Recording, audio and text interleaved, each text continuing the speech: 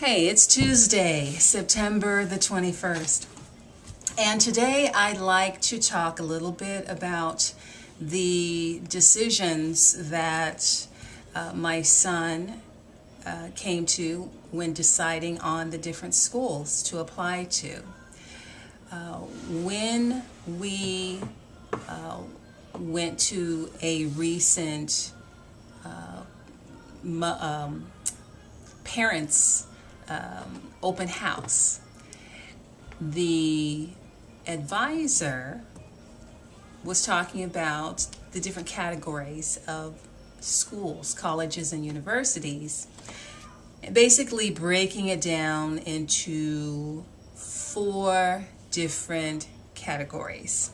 The first one is the reach. Basically, the reach schools, dependent upon the student, can be the most selective school possible. And I'm saying dependent upon the student.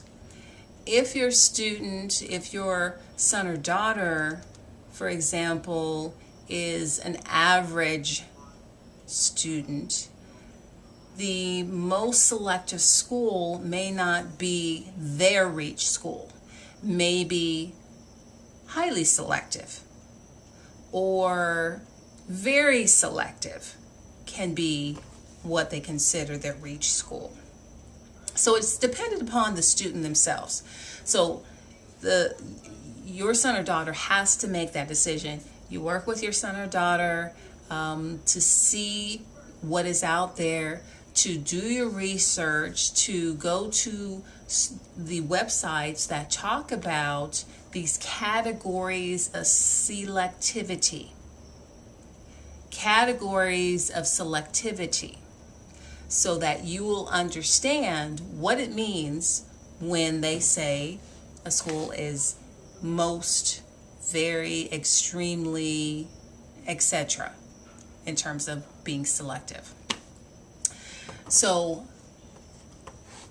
that is what, when we talk about reach school, whatever reaching is for your particular student, that's the highest level of possibility. The next category is what you can think of as you are reasonably certain that you could get in.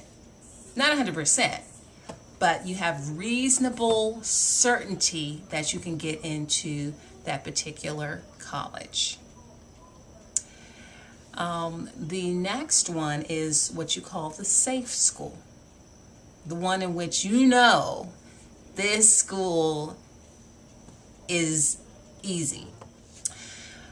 Last of all, the last category I'd like to talk about is the local affordable school. If all else fails, you need to have a backup plan. And so my son is not really crazy about being local and staying in our area, but I tell him that it's important. You never know what's going to happen. You may try for that reach school, you may try for that reasonably certain school or the safe school, but you may need to stay in state for some reason. Now, we are fortunate here in our particular state. They offer a scholarship, it's called the Hope Scholarship, for students who have obtained a certain grade point average. And in another video, I'll talk more about the Hope Scholarship. It's excellent. And so what it does, it pays for tuition and some books.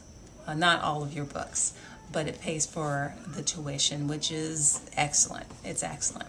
So we're using that as a backup plan. You never know what may happen, okay? We put the best effort in, and whatever happens, happens. So in all, I would say with those four categories of schools, you should choose between 5 to 8 colleges or universities.